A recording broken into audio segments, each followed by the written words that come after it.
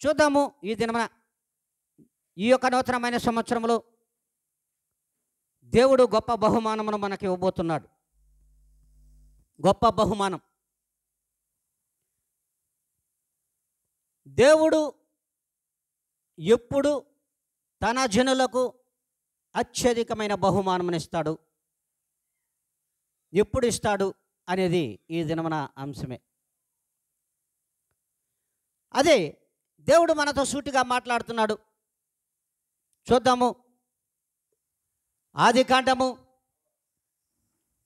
15వ అధ్యాయము మరి 1వ లేఖనము. ఇవి జరిగిన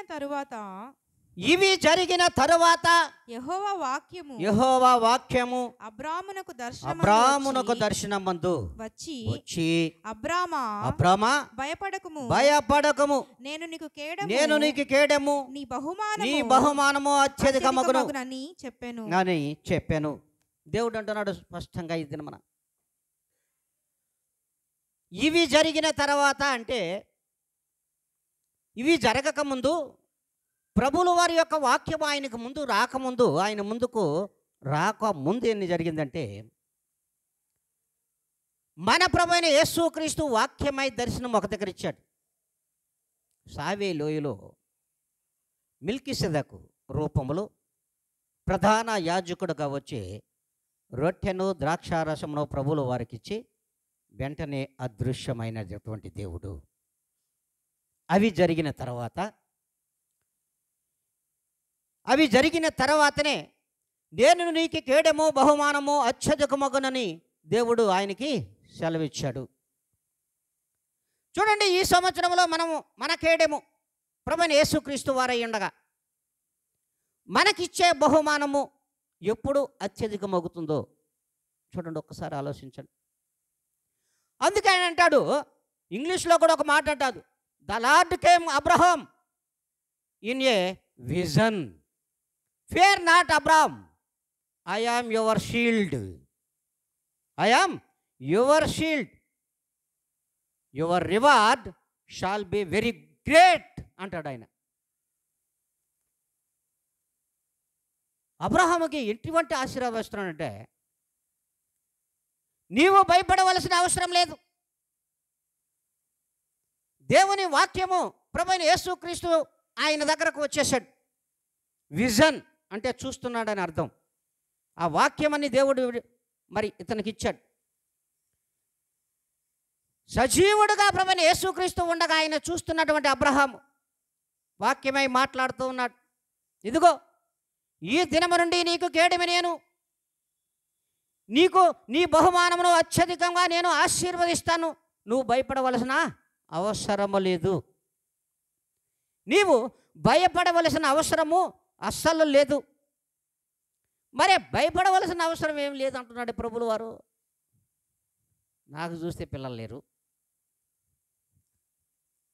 పిల్లలు లేని నన్ను అత్యధికంగా ఎలా ఆశీర్వదిస్తాడనేది కూడా ఆయనకి అనుమానమే కదా. ఎవరికైనా అనుమానమే. దేవుడు ఎంత గొప్పగా మాట్లాడుతున్నాడంటే, మరి ఆ వాక్యము ఏమై ఉన్నాడు అనేది మనం ఎవ్వరు కూడా అర్థం చేసుకోలేము ఆనాడు. కానీ ఈనాడు ఆ వాక్యము ఏమై ఉన్నాడు? ప్రభు అయిన యేసుక్రీస్తు అయి ఉన్నాడు. ప్రభు అయిన యేసుక్రీస్తు అయి ఉన్నాడు. మరి అందుకే యోహాను రాసినటువంటి 1వ పత్రిక 1 నుండి 4 వరకు మనం చూసినట్లయితే చూడండి, 1 నుండి 4 వరకు యోహాను రాసినటువంటి యోహాను శుభవార్త 1వ అధ్యాయము 1 నుండి 4 వరకు. ఆదియందు వాక్యముండెను, వాక్యము దేవుని యొద్ద ఉండెను, వాక్యము దేవుడై ఉండెను, ఆయన ఆదియందు దేవుని యందు ఉండెను, సమస్తమును ఆయన మూలముగా కలిగెను, కలిగినదేదియు ఆయన లేకుండా కలుగలేదు, ఆయనలో జీవముండెను, ఆ జీవము మనుషులకు వెలుగై ఉండెను. దేవుడే అంటున్నాడు ఇక్కడ. ఆ జీవము మనుష్యులకు వెలుగై ఉన్నది. ఆ వాక్యమే దేవుడై ఉన్నాడు. ఆ దినమున అబ్రహాము గారికి దర్శనమిచ్చింది ప్రభువైన యేసుక్రీస్తు వారు. ఆ దినమున వాక్యము దేవుడై ఉండి ఆ దినమున వాక్యంగా దర్శనమిచ్చాడు. అబ్రహామా, నువ్వు బయలుదేరు, నువ్వు వెళ్ళు, నీవు భయపడకు, నీకు కేడెము నేనై ఉన్నాను, నీ యొక్క బహుమానము అత్యధికమవుతుంది. ప్రభువా, ఎప్పుడవుతుందో ప్రభువా అని అడగల. హల్లెలూయా, హల్లెలూయా. ప్రభువా, కరెక్టే, నువ్వు నాకు షీల్డ్, నువ్వు నాకు కేడమే. అయితే ప్రభువా, నా బహుమానం ఎప్పుడవుతుందో, అత్యధికమవుతుంది ప్రభువా అని అడగల. మనమైతే ఏమంటాము? హల్లెలూయా. మనమైతే ఏమంటాము? ఒక్క మాట చెప్పాలి. ప్రభువా ఎప్పుడు జరుగుతుంది? నువ్వేమో చెప్పావు, మళ్ళీ కనబడవు మాకు. హల్లెలూయా, హల్లెలూయా. ప్రభువా, నువ్వు చెప్పేస్తున్నావు, మళ్ళీ మాకు కనబడవు కదా, మాకు కనబడవు కదా. మరి ఎప్పుడవుతుంది? ఆ టైం కూడా చెప్పేసిపోవా? హల్లెలూయా, హల్లెలూయా. ఒక్కరో చెప్పుకో ప్రభువా, ప్రభువా ప్రభువా ఒకసారి చెప్పు. ఎప్పుడు అవుతుంది? ఏ రోజు అవుతుంది? ఏ టైంలో జరుగుతుంది? ఏ క్షణం జరుగుతుంది? ఏ నిమిషంలో జరుగుతుంది అని కూడా ఈ లోకంలో ఉన్నట్టు ప్రతి మానవుడు అడుగుతాడు. హల్లెలూయా. ఈ లోకంలో ఉన్న ప్రతి మానవుడు కూడా అడుగుతాడు, ఖచ్చితంగా అడుగుతాడు. మరి అబ్రహాము గారు అడగలేదు. అబ్రహాము గారి యొక్క విశ్వాసము, ఆయన నమ్మకము, ఆయనలో ఉన్నటువంటి నెమ్మది, ఆయనలో ఉన్నటువంటి వివాదరహితమైనటువంటి గుణం, ఆయనలో ఉన్నటువంటి అతి సాత్వికమైన గుణగణములు ఆయనలో ఉన్నాయి కనుకనే అడగలేదు. అసలు ఎందుకు అడగలేదు ప్రభుల వారిని? ఒక్కసారి ఆలోచించండి. ఇతని తాత అతి నెమ్మదస్తుడు. హల్లెలూయా. ఇతని తాత అతి నెమ్మదస్తుడు. అబ్రహాము యొక్క తాత చాలా నెమ్మదస్తుడు. ఆ తాత ఎవరు చెప్పండి? ఆ తాత ఎవరు? హల్లెలూయా, హల్లెలూయా. ఆ తాత నోవహు. నోవహు అతి నెమ్మదస్తుడు. నెమ్మదస్తుడైనటువంటి అతనికి అతి నెమ్మదస్తులైన కుమారులు కూడా పుట్టారు. ఇప్పుడు చూడండి, మనమే చాలాసార్లు చూడొచ్చు, దేవుని యొక్క ప్రణాళిక ప్రకారము ఎవరైతే నడుచుకుంటారో వారి బిడ్డలు కూడా ఆ ప్రణాళికకు కట్టుబడి ఉంటారు. అంతే నెమ్మది కలిగినటువంటి బిడ్డలుగా ఉంటారు.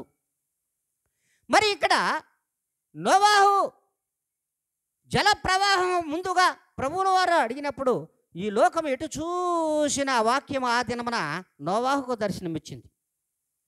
నోవాహుకు దర్శనమిచ్చింది కూడా ఆ దినము వాక్యమే. మరి దర్శనమిచ్చినటువంటి ఆ దినము దర్శనమును చూసినటువంటి నోవాహు గారు కూడా, నీవు నిందారహితుడవై అతి నెమ్మదస్తుడుగా నా యందు బ్రతుకుతున్నావు, నీ యందు ఏ తప్పు కూడా నాకు కనబడలేదు. నీ విశ్వాసరహితమైనటువంటి జీవితం, నీ విశ్వాసభరితమైనటువంటి ఆ జీవితానికి నేను ముగ్ధుడనైపోయాను. కనుక నీవును, నీ కుమారులను, నీ కోడలను 8 మంది కూడా ఓడలోకి వెళ్ళిపోండి అన్నాడు. ఓడలోకి వెళ్ళండి, ఎక్కండి అన్నాడు. తయారు చేసుకున్నటువంటి ఓడలో ఎక్కినటువంటి తను, తన బిడ్డలు, కోడళ్ళు, తన భార్య.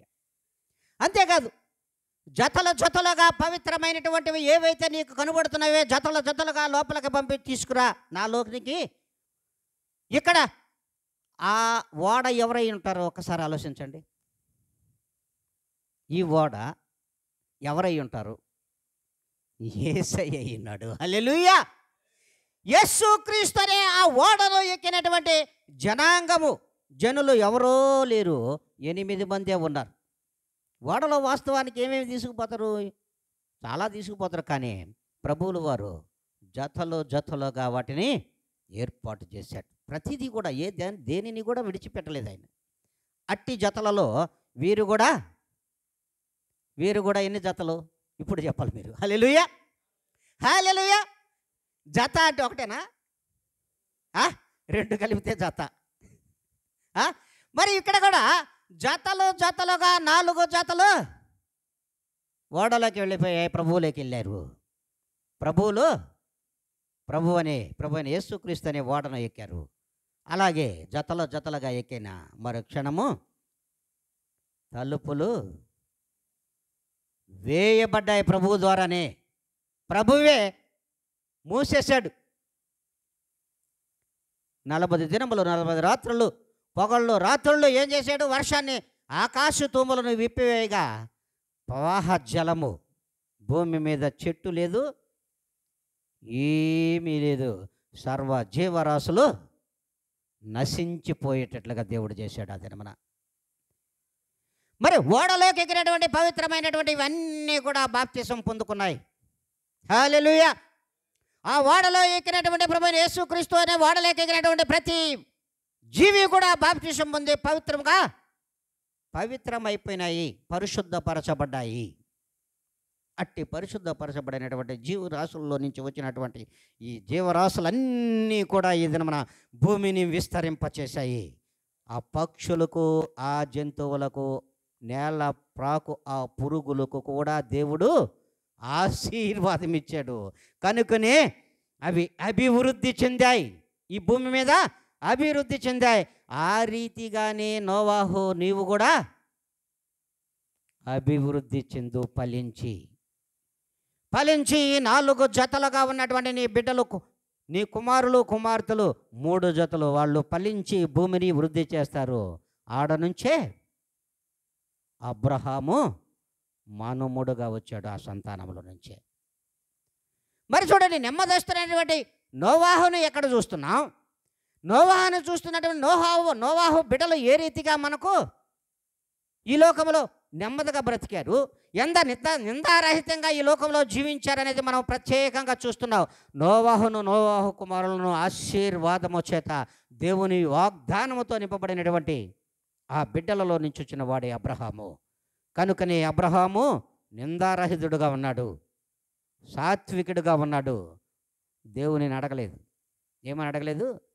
ఏ టైము, ఏ క్షణము, ఏ నిమిషము, ఏ రోజు, అది అమావాస్య, అది పౌర్ణమా, అది బుధవారమా, అది శనివారమా, అది ఆదివారమా అని ప్రభువుని ప్రశ్నించలేదు. అది అమ్మా విశ్వాసము, అది విశ్వాసము. ఎంత గొప్ప విశ్వాసము, నమ్మకము లేకపోతే ఆ దర్శనము కొరకు ఎదురు చూస్తున్నటువంటి అబ్రహాము గారు, ఎంత గొప్ప అబ్రాహాము అప్పటి వరకు అబ్రామే. నీవు అత్యధికంగా ఈ భూమి మీద నీ బహుమానము అత్యధికంగా విస్తరింపబడుతుంది. మీతో నా నిబంధనను స్థిరపరుస్తున్నాను, నీతో నా నిబంధనను స్థిరపరుస్తున్నటువంటి ఈ నిబంధన నీ యొక్క తరతరములలో నుండే, నీ తరతరములలో నుండే నేను పుట్టబోతున్నానని నర్మ గర్భంగా ఆ దినమే చెప్పేశాడు ప్రభువుల వారు. హల్లెలూయా. ఆ దినమే ప్రభువుల వారు నర్మ గర్భంగా తెలియజేయడం జరిగింది. మనకు అర్థమవుతుంది లేఖనాల్లో చూస్తే. మరి అట్టి సాత్వికమైన మనస్సును మనం కలిగి ఉంటే, అట్టి ప్రేమను మనం కలిగి ఉంటే, అట్టి ఆప్యాయతలను మనం కలిగి ఉంటే, విశ్వాసభరితమైనటువంటి జీవితం మనలో ఉన్న ఎడల నమ్మకము కలిగినటువంటి ఆ యొక్క భయము మనలో ఉండిన ఎడల ఖచ్చితంగా మనము కూడా ఈ లోకంలో అత్యధికంగా ఈ యొక్క సంవత్సరంలో ఆశీర్వాదము పొందుకుంటారమ్మా. ఆశీర్వాదమును పొందుకుంటారు. అంతేకాకుండా అత్యధికమైనటువంటి అభివృద్ధిని, బహుమానమును కూడా దేవుడే మీకును మనకును ఇవ్వడానికి సిద్ధంగా ఉన్నాడు. అట్టి సిద్ధంగా ఉన్నటువంటి మనము ప్రభువైన యేసుక్రీస్తు అనే ఓడలో ఉన్నామమ్మా. యేసుక్రీస్తు అనే ఓడలో ఉన్నాము అనేది మర్చిపోకూడదు ఎవరు కూడా. మనము యేసుక్రీస్తు యొక్క ఓడలోనే ఉన్నాం, బయట లేము. అందుకే అన్య జనాంగమునకు నేను వరమై ఉన్నా, అన్య జనాంగమునకు కంటే కూడా మీకు నేను వరమై ఉన్నటువంటి నన్ను మీరు అన్య జనాంగమునకు మీరు పరిచయం చేయండి అని ప్రభువులు వారు చెప్పారే తప్ప వారికి సంపూర్ణముగా నేను బహుమానమై ఉన్నానని అనలేదు. మీకు నేను బహుమానము, నా ఓడలో ఉన్నటువంటి మీరందరూ కూడా నన్ను బహుమానముగా పొందుకుని ఉన్నారు. పొందుకున్నటువంటి నా యొక్క ప్రేమను, నా రక్తమును మీరు తీసుకుంటున్నారు. కనుకనే నా రక్తములో ముంచబడినటువంటి మీరు, కడగబడినటువంటి మీరు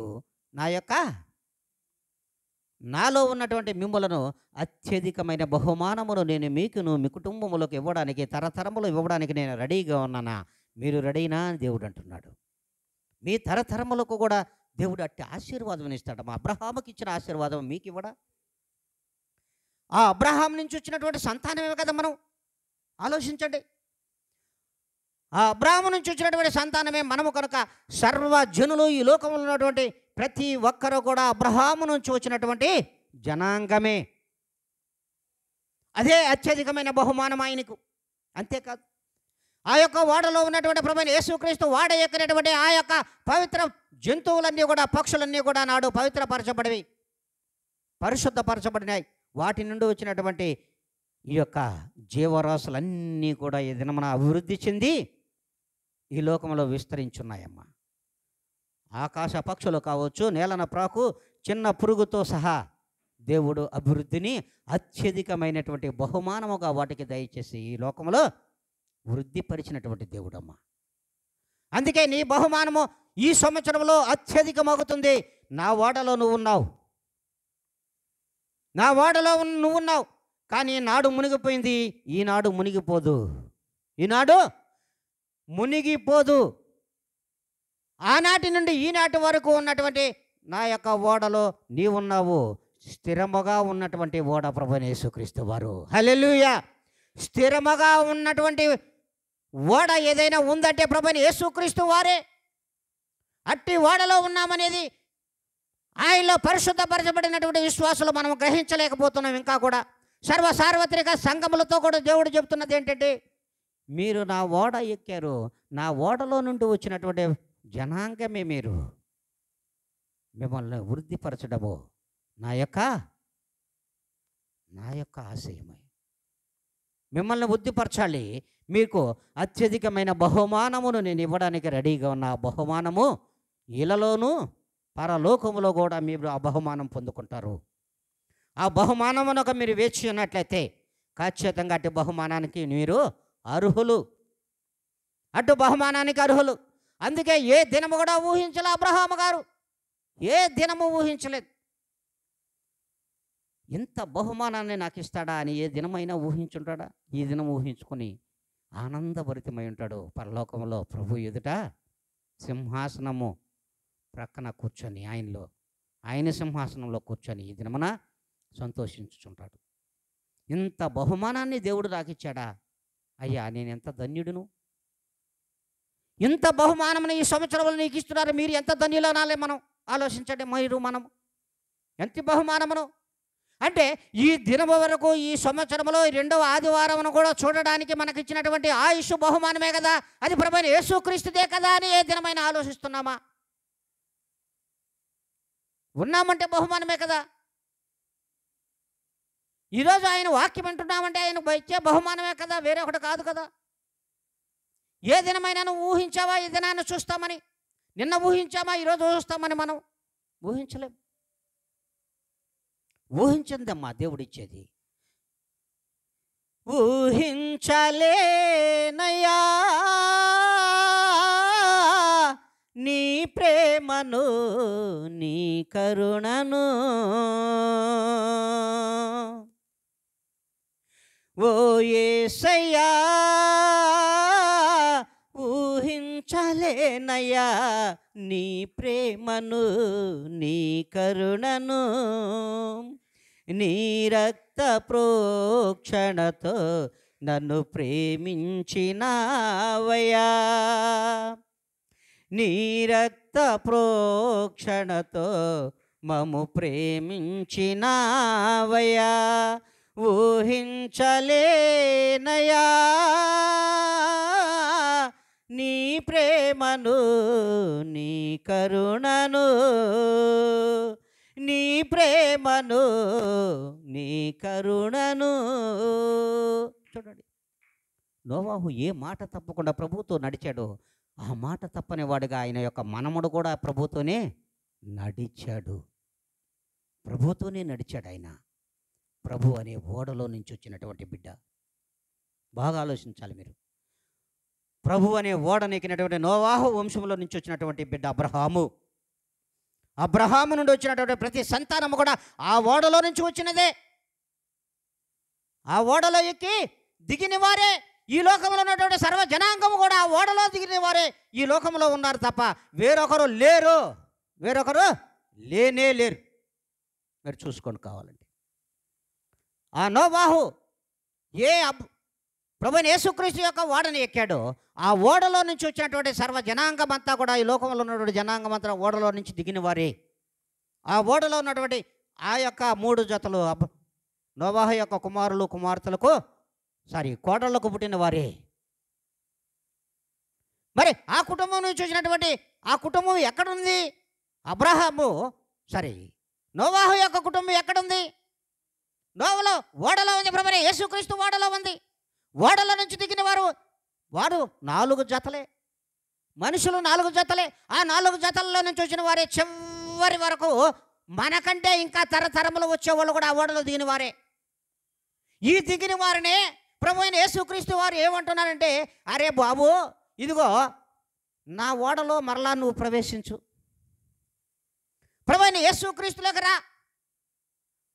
నాడు ఆ ఓడలో ఎక్కినటువంటి ప్రతి బిడ్డ కూడా పవిత్రపరచబడ్డాడు, పరిశుద్ధపరచబడ్డాడు. పవిత్రపరచబడి విశ్వాసులుగా జీవించుచున్నటువంటి ప్రతి ఒక్కరు కూడా ఈ లోకంలో నా ఓడలో నుంచి వచ్చిన వారు మరలా నా ఓడలో ఎక్కి మరలా వారిని పరిశుద్ధపరచుకున్నారు, వారిని పవిత్రపరచుకున్నారు. దేని వలన? నా రక్త ప్రోక్షణతో వారిని పరిశుద్ధపరిచి నా ఓడలో వారిని మిమ్మల్ని కూడా నేను ఎక్కించుకున్నాను. మరలా ఇప్పుడు ఎక్కడున్నాం? మనము ఆయన ఓడలోనే ఉన్నాం. ఓడలో బయట ఉన్నవారు చాలామంది ఉన్నారు, లోకంలో ఉన్నవారు. అందుకే అంటాడు, వారిని ఒకరోజు అంతము వచ్చు దినములలో నా ఓడలో ఉన్నవాడు మాత్రమే రక్షింపబడతాడు తప్ప ఓడ వెలుపల ఉన్నవారు, బయట ఉన్నవారు ఎవ్వరు కూడా రక్షింపబడరని దేవుని వాక్యం సెలవిస్తుంది. దేవుని వాక్యమే చెప్తుంది. ఈ దినమందైనా సరే ప్రభువైన యేసుక్రీస్తు అనే ఆ ఓడను ఎక్కువ ఉన్నాయట్లా ఖచ్చితంగా మీరందరూ కూడా నిందారహితులే, ప్రభువుకు సన్నిహితులే, ప్రభు యొక్క కుమారులు కుమార్తెలే, ప్రభు యొక్క వారసులుగానే మీరు లోకంలో ఉంటారు. లోకంలో ఉన్నటువంటి మీకు నేను అత్యధిక బహుమానాన్ని ఇవ్వకుండా వదిలేస్తానా? మిమ్మల్ని నేను వదిలేస్తానా? మీ బహుమానము అత్యధికముగా ఈ లోకంలో విస్తరిస్తుందంటున్నాడు. మీ కుటుంబాలకు కూడా అత్యధిక బహుమానాన్ని నేను ఇవ్వడానికి సిద్ధంగా ఉన్నా. మరి సార్వత్రిక సంఘములలో విశ్వాసులారా, మరి మీరు అట్టి సిద్ధపాటు కలిగి ఉన్నారా? అట్టి సిద్ధపాటు కలిగి ఉన్నారా? ఆత్మదేవుడు తెలియజేస్తున్నాడు. దివిటీలు పట్టుకున్నటువంటి స్త్రీలు ఒకసారి ఆలోచించుకోండి. పెళ్లి కుమారుని కోసం ఎదురు చూస్తున్నారు. మరి అశ్రద్ధగా ఒక జత ఉండాలి. ఒక ప్రక్క ఒక సైన్యం ఉంది, ఒక పక్క పెళ్లి కుమార్తెలు ఎలా ఉన్నారు? కన్యకులు ఎలా ఉన్నారు? సిద్ధపాటు కలిగిన కన్యకులు ఏ రీతిగా ఉండాలి? మరి ఆయన ఓడ ఎక్కడానికి మనమందరం సిద్ధపాటు కలిగి ఉంటే ఆయన వచ్చే సమయంలో మనం ఎలా ఉండాలి?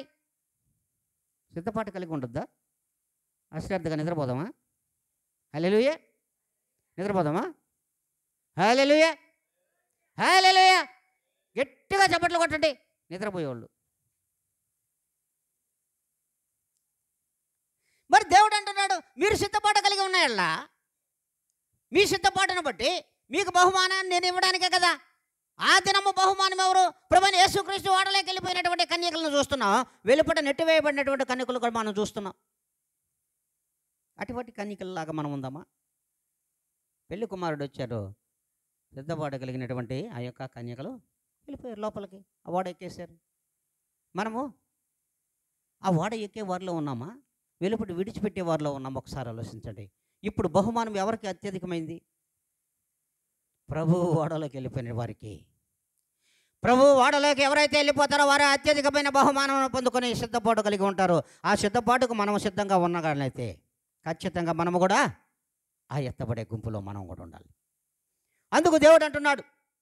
అంతేకాదు, నీ యొక్క తరములో నేను స్థిరమైన వాగ్దానమును నేను ఇచ్చి ఉన్నానని అంటాడు. ఆదికాండము 17లో చెప్తాడు ఆయన. వదిలేమ్మా, చదవద్దు. నీ తరము వారిలో నా యొక్క వాగ్దానమును స్థిరపరుస్తాను, నా యొక్క వాగ్దానమును నేను స్థిరపరుస్తాను, నిన్ను విడిచిపెట్టను, మీ సంతానములలో నా నిబంధన స్థిరపరిచెదను. మీ యొక్క స్థిరమైనటువంటి మీ యొక్క కుటుంబములలో కూడా, మీ సంతానములో కూడా నా యొక్క వాగ్దానాన్ని స్థిరపరుస్తా. ఎందుకు స్థిరపరుస్తానంటే నీవు ఉన్నటువంటి విశ్వాసము నమ్మకము కలిగినటువంటి జీవితాన్ని బట్టి నేను నా వాగ్దానాన్ని మీతో స్థిరపరచడానికి నేను రెడీగా ఉన్నాను. ఆ వాగ్దాన ఫలమే అత్యధిక బహుమానమును నీవు పొందుకోవడానికి రెడీగా ఉంటున్నావా ప్రియమైన విశ్వాసులారా అని దేవుడు అంటున్నాడు. మరి ఎలా ఉంటున్నామో మనం ఒకసారి ఆలోచించండి. అంతేకాదు, ఈ యొక్క అత్యధికమైన బహుమానం ఎక్కడి వరకు వచ్చిందో తెలుసా? ఎక్కడికి వచ్చింది? ఈ అత్యధికమైన బహుమానము ఆ వాక్యము ఆ దినమున మనకు ప్రత్యక్షమైంది. ఎక్కడ?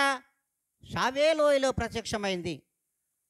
అదే విధముగా మనము చదివినటువంటి 15వ అధ్యాయంలో 1వ వాక్యంలో ప్రత్యక్షమైనటువంటి విజన్, దేవుణ్ణి చూశాడు వాక్యంలో. ఆ విజను ఎంత దూరం ప్రయాణించిందో చూడండి. దేవుడు విడిచిపెట్టకుండా తరములు తరములు తరములు తరములు తరములు తరముల నుండి 42వ తరములో ప్రభువైన యేసు క్రీస్తు వారుగా ఈ లోకానికి వచ్చినటువంటి ఈ యొక్క స్థిరమైన నిబంధనమా, ఈ స్థిరమైన నిబంధన అత్యధికమైన బహుమానముగా మనందరినీ కాపాడుటకు వచ్చినటువంటి ప్రభువైన యేసు క్రీస్తు వారమ్మ. చూడండి, మత్తయి సువార్త 1వ అధ్యాయంలో 1 నుండి మనం 17 వరకు మనం చదువుకుంటే, చదవలేదమ్మా, 17 వరకు చదువుకుంటే మనకు 42వ తరంలో ఒక బహుమానమును అత్యధికమైనటువంటి బహుమానమును ఈ లోకానికి అందించాడు. ఆయనే ప్రభువైన యేసుక్రీస్తు. హల్లెలూయా! ఆయనే ప్రభువైన యేసుక్రీస్తు. చూడండి ఎంత గొప్ప బహుమానాన్ని మరి నాడు అబ్రహాముకి ఇచ్చాడంటారు. అబ్రహాముకు సంతానముగా వచ్చినటువంటి మనమందరము, అబ్రహాము సంతానమైనటువంటి యాకోబు ఇస్సాకు, అబ్రహాము ఇస్సాకు యాకోబులు దేవుడా, అబ్రహాము ఇస్సాకు యాకోబులు దేవుడా, ఈ లోకమునకు వచ్చిన ప్రభువైన యేసుక్రీస్తు, ఈ లోకమునకు వచ్చినటువంటి ప్రభువైన యేసుక్రీస్తు అనే దేవుని నామములో మనం ప్రార్థిస్తున్నామంటే ఎంత గొప్ప ధన్యత, ఎంతటి బహుమానమో చూడండి. ఈ లోకమునకు ఇచ్చినటువంటి అత్యధికమైన బహుమానము, లోకానికే ఎంత గొప్ప బహుమానమును ఇవ్వగా, ఈ దినమున మీరు దేవునిలో స్థిరపరిచి పడి ఉండగా మీకెంతటి బహుమానాన్ని ఇవ్వాలి ప్రభు? అత్యధికమైన బహుమానమును దేవుడు కూడా ఈ లోకానికే ఇచ్చినటువంటి బహుమానము, ఈ లోకానికే బహుమానమై ప్రభువైన యేసుక్రీస్తు వారు వచ్చేశారు.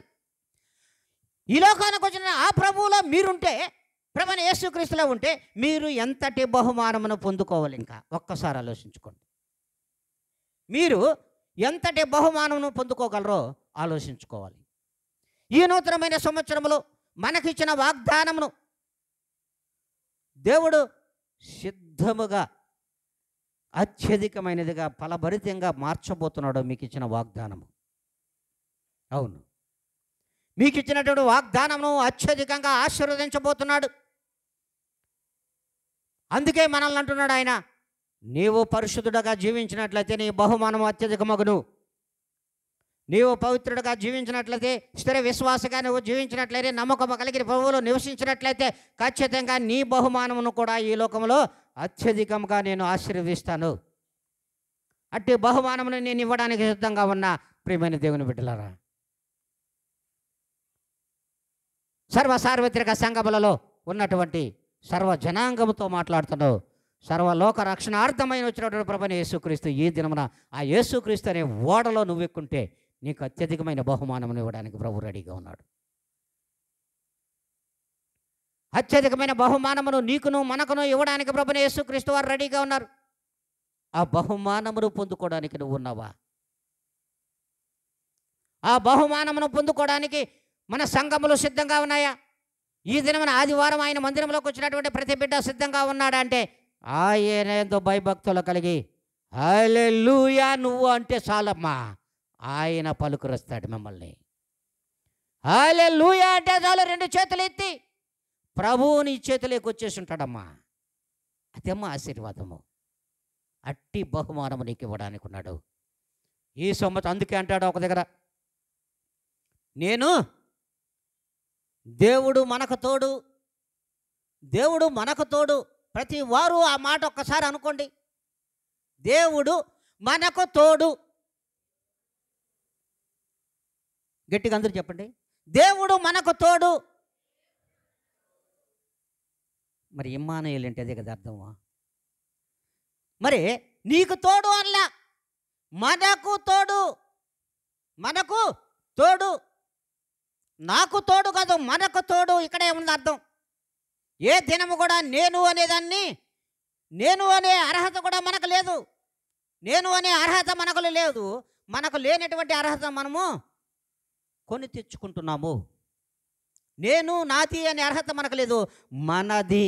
అందుకే దేవుడు అన్నాడు, దేవుడు మనకు తోడు అన్నాడే కానీ నీకు తోడు, నాకు తోడు, మాకు తోడు, ఎవరికి తోడు అని చెప్పలే ఆయన. మనకు తోడు, మనకు తోడై ఉన్నటువంటి ఆ దేవుడు ఖచ్చితంగా మనకు అత్యధిక బహుమానాన్ని ఇస్తాడు తప్ప చిన్నది ఇవ్వడమ్మా, చిన్నది ఇవ్వడు. అందుకే అంటాడు రోమీలకు రాసిన పత్రిక 9వ అధ్యాయము, రోమీలకు రాసిన పత్రిక 9వ అధ్యాయము 5 నుండి 7 వరకు. పితరులు వీరివారు, పితరులు వీరివారు, శరీరమును బట్టి క్రీస్తు వీరిలో పుట్టెను, శరీరమును బట్టి క్రీస్తు క్రీస్తు పుట్టెను. వీరిలో పుట్టెను. ఈయన సర్వాధికారి అయిన దేవుడు, ఈయన సర్వాధికారి అయిన దేవుడయ్యుండి నిరంతరము స్తోత్రార్హుడై ఉన్నాడు. ఆమేన్, ఆమేన్. చూడండి, ఏ పితరులకు ఇచ్చిన వాగ్దానము చేత ప్రభువైన యేసుక్రీస్తు వచ్చారో ఒక్కసారి మనం ఆలోచించగలిగితే చాలు. అబ్రహాముకు ఆ దినమున నీ బహుమానము అత్యధిక మగును అన్నాడు. ఈ లోకంలో చివరకు వచ్చేటప్పటికే పితరులు ఎవరు? ఆ పితరులు అబ్రహాము, ఇస్సాకు, యాకోబులు అమ్మ పితరులు. వారి నుంచి వచ్చినటువంటి ప్రభువైన యేసుక్రీస్తు వారు. ఆ పితరుల నుంచి వచ్చినటువంటి ప్రభువైన యేసుక్రీస్తు వారు. ఈయనే సర్వాధికారి, సర్వ సృష్టికర్త, సర్వోన్నతమైన స్థలములలో నివసించుతున్న ప్రభువైన యేసుక్రీస్తు వారు. ఆయనకు సర్వమైనటువంటి అధికారములు ఉన్నాయి. సర్వశక్తి కలిగిన దేవుడు కనుకనే ఆయన మన పితరులలో నుండి వచ్చినవాడు. ఆయన సర్వాధికారి అయ్యిండు కూడా మనుష్యుడుగా ఈ లోకంలో మన పితరుల వంశముల నుండి ఎత్తుక్కొని వచ్చి ఈ లోకంలో మనకు బహుమానముగా వచ్చినటువంటి దేవుడమ్మా. ఈ లోకానికి బహుమానము ఏదైనా ఉందంటే అది ప్రభువైన యేసుక్రీస్తు తప్ప వేరొక బహుమానము ఈ లోకంలో లేదు. ఆ యేసుక్రీస్తుని ఎప్పుడైతే నువ్వు ఎత్తుకుంటావో, ఎప్పుడైతే యేసుక్రీస్తుని హత్తుకుంటావో, ఎప్పుడైతే యేసుక్రీస్తుని ఓడలోను ప్రవేశిస్తావో, నీ బహుమానము నీకు అందనంత ఎత్తుకి వెళ్ళిపోతుంది. నీవు ఊహించనిది నీ యొక్క బహుమానము.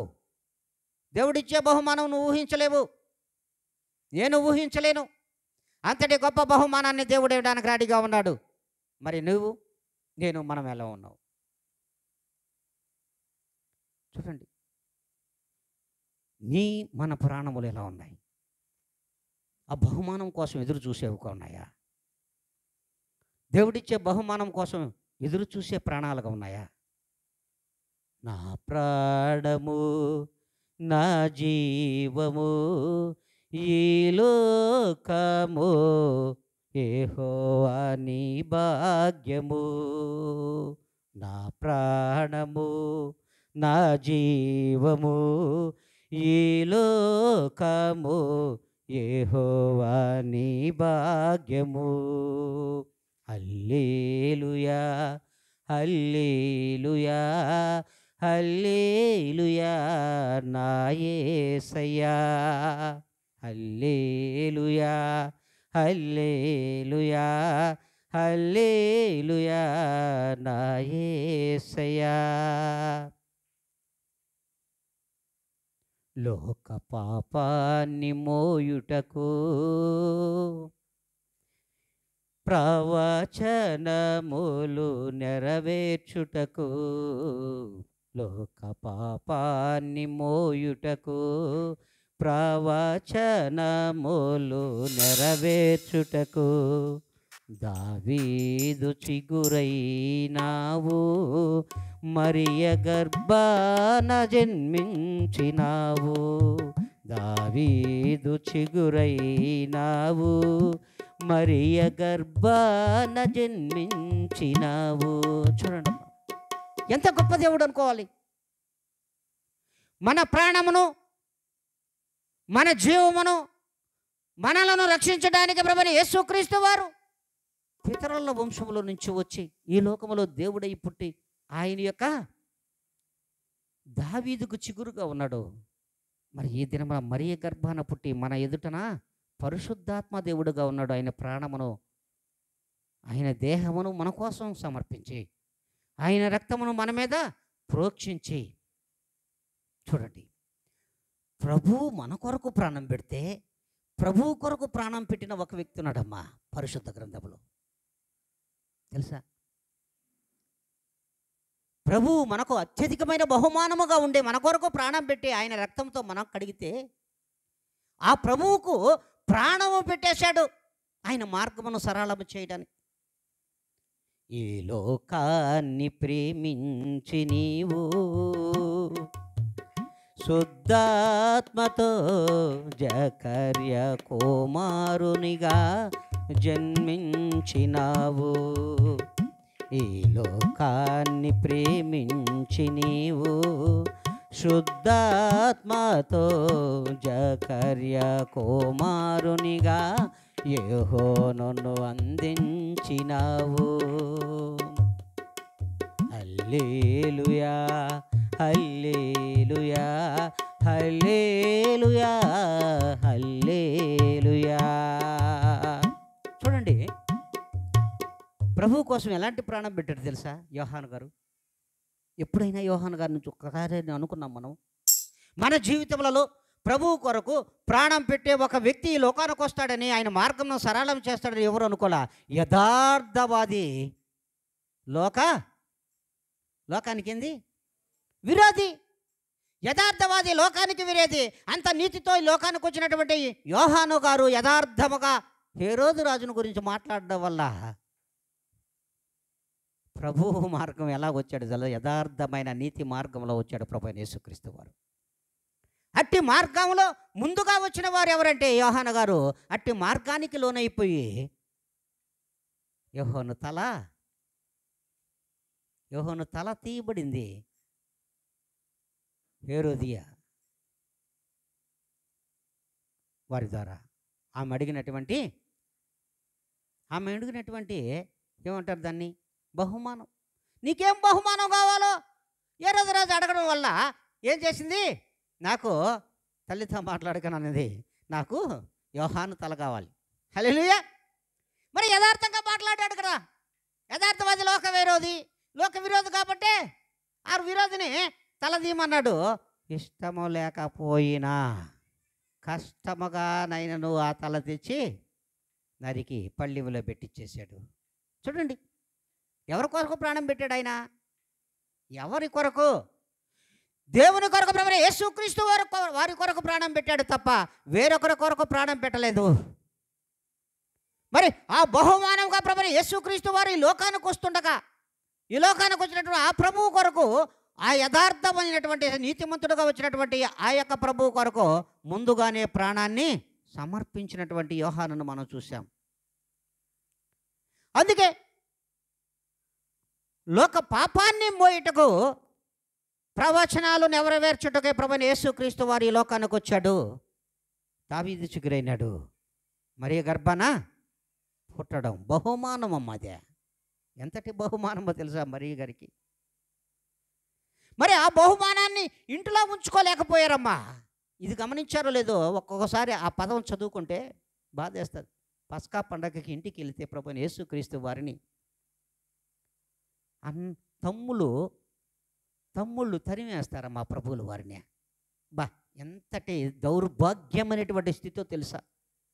తమ్ముళ్ళు ఇంట్లో ఉంచుకోరు. ఎందుకంటే ప్రభువు వలన మా కుటుంబాలు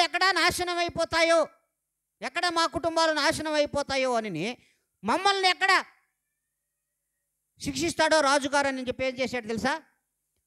నువ్వు పొయ్యి వెలుపట నువ్వు సువార్త చెప్పుకోరా బాబు అని తరివేశారు ప్రభువులు వారిని. ప్రభువులు వారు తరివేశారు. నువ్వు వెలుపట కనపరుచుకో నీ మహిమలు అన్నాడు. అన్ని మహిమలు చూశారు వాళ్ళు కూడా, అన్ని మహిమలు చూస్తూ ఉన్నారు వెనకండు. కానీ ఇంటిలోకి మాత్రము రానియలేదమ్మా ప్రభువులు వారిని. అంత గొప్ప బహుమానాన్ని తరిమేసుకున్నటువంటి ఈ దరిద్రుల్ని ఏమనాలో ఒకసారి ఆలోచించండి. హల్లెలూయా, హల్లెలూయా. అందుకే ప్రభువులు వారు తన స్వదేశములు తన కుటుంబములు ప్రవక్త రాణించడు, ఆయన మాటలు వాళ్ళు వినరు. అంతేకాదు వాళ్ళ ఊరిలో వాళ్ళ కుటుంబాలు రక్త సంబంధికులు కూడా వాక్యానికి లోబడరు. అనేక మందికి వాక్యము ఆధారమై ఒక ఊత కర్రై నడుస్తున్నారు. కానీ ఆయన యొక్క రక్త సంబంధికులే ఆ బహుమానాన్ని ఉంచుకోలేక తరిమేశారు. అట్ట గొప్ప బహుమానం ప్రభుని యేసుక్రీస్తు మా లోకానికి వస్తే ఆయననే తరిమేసినటువంటి తమ్ముళ్ళు కుటుంబాలు వెలివేసేసాయి. అధ్యాయంలో చూడొచ్చు మీరు. తరిమేశారు. నువ్వు బయట పోయి నువ్వు కనపరుచుకో, నిన్ను నువ్వు కనపరుచుకున్నారు అంటే అందులో ఉన్నటువంటి అర్థం ఏమిటో తెలుసా? నిన్ను నువ్వు కనపరుచుకుంటూ నువ్వు ఒక్కడే పోతావు, మా మధ్యలో నువ్వు కనపరుచుకుంటే మేమందరం కూడా పోతాం. హల్లెలూయా, హల్లెలూయా. అది అర్థమైందా మీకు? నిన్ను నువ్వు బయట కనపరుచుకో అన్నారు, కానీ మా మధ్యలో ఉండి నువ్వు కనపరచుకుంటే మేము కూడా పోతాం నీతో కూడా. ప్రభువుతో మరణించడం అంటే సామాన్యమా? ఆ బహుమానంతో కలిసి మరణించడం అంటే సామాన్యమా? చూడండి, కుడివైపు దొంగ ఏమన్నాడు మీరందరికీ తెలిసే. మరి ఆయనతో మరణించడానికి ఎంత ఆనందంతో ఉన్నాడు, పక్కవాడు ఎంత బాధపడుతున్నాడు. ఎడమవైపు దొంగ ఎంత బాధపడ్డాడు, ఎంత ప్రభువుని కించపరిచాడు. ఆ ఎడమ పక్క దొంగ కంటే దొంగలమ్మ ఈ అన్నలదా, ఈ యొక్క తమ్ముళ్ళు ముగ్గురు. నిజమే, యథార్థమే ఈ లోకంలో జరుగుతుంది. మరి అందుకే దేవుడు అంటున్నాడు ఈ దినమున, నీకు ఎవరున్నా లేకున్నా ప్రభు ఉంటే చాలమ్మా.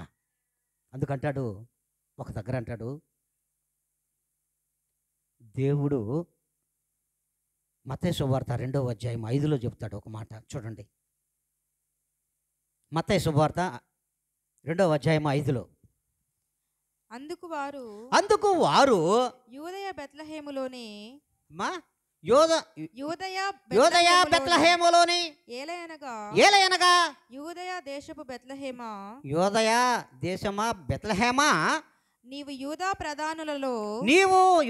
ప్రధానులలో ఎంత మాత్రమును అల్పమైన దానవి కావు. నీవు ఎంత మాత్రమైనను అల్పమైన దానవు కావు. ఇశ్రాయేలును నా ప్రజలను పరిపాలించు ఇశ్రాయేలును లోకజనులు పరిపాలించుటకు ప్రభు అధిపతి నీలో నుండి వచ్చును అని ప్రవక్తల ద్వారా చెప్పబడినటువంటి మాట నెరవేర్చబడెను. చూడండి, ఎంత అల్పమైంది అనుకున్నది ఈ లోకంలో. ఒకసారి ఆలోచించండి మీరు. యోదాయ బెత్లెహేమ్ అనేది అతి చిన్న గ్రామములు, వాటికి విలువ లేదు. ఆ ఊళ్ళకి అసలు ఆ ఊళ్ళను పట్టించుకున్న నాదుడు కూడా లేడు ఆ రోజులలో. మరి లోకంలో చూడండి, నువ్వు ఎప్పుడైతే ఈ లోకంలో ఎంత చిన్న చూపబడతావో, ఈ లోకంలో ఎంత చిన్నగా వారు నిన్ను అనుకున్నా, ఎంత అవమానపరచబడినా దేవునిలో నీకు అత్యధికమైన బహుమానాన్ని ఇవ్వడానికి ఆయన రెడీగా ఉన్నాడు. దేవునిలో నీకు గొప్ప బహుమానమే తప్ప ఈ లోకంలో నిన్ను కించపరచొచ్చేమో, ఈ లోకంలో నిన్ను అవమానపరచొచ్చేమో, కానీ దేవునిలో ఉన్న ఎడల ఖచ్చితంగా అత్యధికమైన బహుమానమును నీకు దేవుడు ఇవ్వడానికి రెడీగా ఉన్నాడు. దేవునిలో నువ్వు గొప్పవాడివే, దేవునిలో నువ్వు గొప్పవాడివే అంతే. అందుకే ఇంకొక వాక్యం కూడా చెప్తుందమ్మా, అదే వాక్యంలో చూడండమ్మా, 4 4వ లేఖనం చదువు. కాబట్టి రాజు ప్రధాన యాజకులను ప్రజలలో నుండి శాస్త్రులను అందరినీ సమకూర్చి క్రీస్తు ఎక్కడ పుట్టునని వారిని అడిగాను. చాలమ్మా, చూడండి, రాజులకు రాజు ప్రభులకు ప్రభు యేసుక్రీస్తు వారు ఎక్కడ పుడతాడు అని వాళ్ళని ముందుగానే పిలిచి అడిగాడు. మొదలు పిలిచి అడిగాడు. వాళ్ళు ఏం చెప్పారంటే, ప్రవచనములు ఖచ్చితంగా నెరవేరుతాయి, దేవుడిచ్చినటువంటి ప్రవచనములు నెరవేరుతాయి, యోదయ బెత్లెహేములోనే పుడతాడు ప్రభువుల వారు అని చెప్పేశారు. ఈ యోదయ బెత్లెహేము అని ఇప్పుడు కూడా నేను కలలో కూడా తెరవలేదు. ఈ ఊర్లో ఈ పేర్లే నాకు తెలియదే అని రాజు ఒకంత ఆశ్చర్యపోయినాడు ఆయన. హేరోదు రాజు ఆశ్చర్యపోయాడు. యోదయ బెత్లెహేములో పుట్టడమా అన్నాడు. ఎట్లా అన్నాడు? ఏం పుడతాడు అక్కడ, అంత చిన్న ప్రాంతంలో, అంత చిన్న ఊర్లో పుడతాడా? పుడితే రాజులకు రాజు, ప్రభువులకు ప్రభు అంత చిన్న ఊర్లో పుడతాడన్నాడు. నువ్వు ఈ లోకంలో చిన్నదాని అనుకుంటున్నావేమో ప్రియమైన దేవుని బిడ్డ. ఈ లోకంలో నాది చిన్న కుటుంబం అనుకుంటున్నావో ప్రియమైన బిడ్డ. నేను ఈ లోకంలో పనికిరాని దాన్ని అనుకుంటున్నావో, పనికిరాని వాడిని అనుకుంటున్నావో ప్రియమైన దేవుని బిడ్డ. నీ హృదయమునే దేవుడు అడుగుతున్నాడు ఈ దినమున. హల్లెలూయా! నీ హృదయమునే దేవుడు అడుగుతున్నాడు ఈ దినమున. అంత చిన్న హృదయమని నీ లోకంలో నువ్వు కించపరచబడుతున్నావేమో, నీ హృదయంలో నా ప్రభువైన యేసుక్రీస్తు పుడుతున్నాడు. అది అత్యధికమైనటువంటి బహుమానము నీకు. హల్లెలూయా! అత్యధికమైన బహుమానముగా నీ ఇంటికి రాబోతున్నాడు. నీ చిన్న కుటుంబము, చిన్న ఇల్లు, చిన్న పాతరా అనుకుంటున్నావేమో, చిన్న పాకే నువ్వు ఆలోచిస్తున్నావేమో, లోకంలో నువ్వు కించపరచబడుతున్నావేమో, కానీ దేవుడు అంటున్నాడు, ఈ పాకలోనే నేను ఉంటాను. హల్లెలూయా! ఈ పాకనే నేను అభివృద్ధి పరుస్తాను, అత్యధిక బహుమానమును ఈ పాకకే ఇస్తా, పాకలో ఉన్న చిన్నవాడికే ఇస్తానంటున్నాడు దేవుడు. మరి నువ్వు సిద్ధమా? సర్వసార్వత్రిక సంఘములలో ఉన్నటువంటి బిడ్డలతో మాట్లాడుతున్నాడు. ఏదైనా సర్వసార్వత్రిక సంఘములతో దేవుడు మాట్లాడుతున్నాడు. అత్యధిక బహుమానం ఎక్కడి నుండి వచ్చినా ఈ బహుమానం ఎక్కడి నుండి వస్తుందని ఆ దినమున హేరోదు రాజు అడిగాడు. రాజులకు రాజు, ప్రభువులకు ప్రభు, ఈ బహుమానం ఎక్కడి నుండి వచ్చునో అందరినీ పిలిచాడు. శాస్త్రుల్ని, మరి ప్రధాన యాజకులను అందరినీ పిలిచి కూర్చోబెట్టి అడిగితే, ఈ బహుమానము ఆ చిన్న పట్టణములో నుండి వచ్చును, ఆ యోదా బెత్లెహేమ అనే చిన్న గ్రామములో నుండి వచ్చును, ఆయనే ప్రధానమైనటువంటి ప్రభువైన యేసుక్రీస్తు వారు అత్యధికమైన బహుమానము. ఆ బహుమానము ఎంత చిన్న ప్రాంతంలో పెట్టిందో ఒకసారి ఆలోచించండి. ఎంత చిన్నది! ఆ చిన్నది ఈ దినమున ప్రపంచ నలుమూలలను శాసించేదిగా ఉన్నదంటే ఆశ్చర్యపోవాల్సిన విషయమే. ప్రపంచమునే శాసిస్తూ ఉంది ఈ దినమున యెరూషలేము, ఇజ్రాయేలు దేశము. అంటే ఎంత చిన్నది! ఇంత చిన్నది, ఇంత ప్రపంచాన్ని శాసించేదిగా ఉన్నదంటే అక్కడ బహుమానం ఏమై ఉండదు ఒకసారి ఆలోచించండి. అక్కడ ఎంత బహుమానమై ఉండదు ఒకసారి ఆలోచించి. ప్రభువైన యేసుక్రీస్తు అత్యధికమైన బహుమానమై ఉన్నాడు కనుకనే ప్రపంచమును శాసిస్తూ ఉంది. కంటి చూపుతోనే, ఆ కంటి చూపే, ఆ విజనే నా ప్రభువైన యేసుక్రీస్తు అమ్మా. హల్లెలూయా! ఆ విజన్ నా ప్రభువైన యేసుక్రీస్తు. ఈ లోకంలో ఎవరున్నారో తెలియదు, ఈ లోకంలో నీకెవరున్నారో తెలియదు. ఈ లోకంలో నేనున్నానని ప్రభువుని విజన్ చూపిస్తున్నాడు. ఆ విజన్ నీలో ఉంటే నువ్వు ప్రభువును చూడగలిగితే ఖచ్చితంగా నువ్వు చూస్తావు. ఆ వాక్యమైన ప్రభువైన యేసుక్రీస్తును నువ్వు చూడడానికి రెడీగా ఉంటావు. అందుకే ఈ లోకంలో ఎవరు ఉన్నా లేకున్నా అవసరం లేదు. ఎవరు నా వారయ్యా, ఎలలో నాకెవరు లేరయ్యా, ఎవరు నా వారయ్యా, ఎలలో నాకెవరు లేరయ్యా, నా సర్వము ఐశ్వర్యము ఆనందము నీవేనయ్యా నా యేసయ్యా,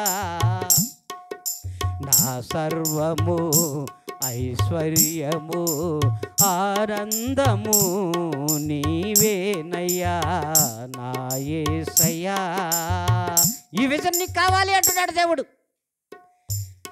నా పాపము నా దోషము నా నేరమై నీకే తెలుసున్నను, నా పాపము నా దోషము నా నేరమై నీకే తెలుసున్నను, నన్ను విడువక ఎడబాయక నీ మహిమతో నడిపించిన నజరేయుడా నా యేసయ్యా. నా పాపము నా దోషము నా నేరమై నీకే తెలుసున్నను. నన్ను విడువక ఎడబాయక నీ మహిమతో నడిపించిన నజరేయుడా నా యేసయ్యా. ఎవరు నా వారయ్యా, ఎలలో నాకెవరు లేరయ్యా. ఎవరు నా వారయ్యా, ఎలలో నాకెవరు లేరయ్యా. నా సర్వము ఐశ్వర్యము ఆనందము నీవేనయ్యా నా యేసయ్యా. ఈ పాపిని ఈ దోషిని నే సౌలుగా నీకే తెలుసున్నను. ఈ పాపిని ఈ దోషిని నే సౌలుగా నీకే తెలుసున్నను. నన్ను విడువక ఎడబాయక నీ పౌలుగా నన్ను మార్చిన నజరేయుడా నా యేసయ్యా. నజరేయుడా నా యేసయ్యా. నా సర్వము ఐశ్వర్యము నీ మహిమతో నడిపించుమా నా యేసయ్యా. హల్లెలూయా. దేవుడు అంటున్నాడు, నీ పాపం తెలిసి ఉండొచ్చు దేవునికి. దేవునికి తెలియకుండా ఎవరు కూడా ఈ లోకంలో పాపం చేయలేరు. నీ నేరము దేవునికి తెలుసు, నీ పాపము దేవునికి తెలుసు. అయినను అయ్యా ఇవన్నీ నీకు తెలుసు, నన్ను మార్చుకో, నన్ను విడువక ఎడబాయిక. ఇదిగోనైనా నా బహుమానం నీలో అత్యధికం కావాలంటే నన్ను నీ ఓడ ఎక్కించుకోవా ప్రభా, నన్ను నీ ఓడ ఎక్కించుకొని నడిపించవా ప్రభా అని ఏ దినమున నువ్వు ప్రార్థన చేయగలిగితే దేవుడు ఖచ్చితంగా నీకు ఆయన సర్వస్వము నీకు ఇవ్వడానికి సిద్ధంగా ఉన్నాడు. ఆయన ఐశ్వర్యముని నీకు ఇవ్వడానికి సిద్ధంగా ఉన్నాడు. ఆయన పొందిన ఆనందమును కూడా నువ్వు పొందడానికి, పరలోకంలో అత్యధికమైన ఆనందం పొందడానికి నువ్వు కూడా సిద్ధంగా ఉండడానికి సిద్ధపాటు కలిగి ఉంటావు.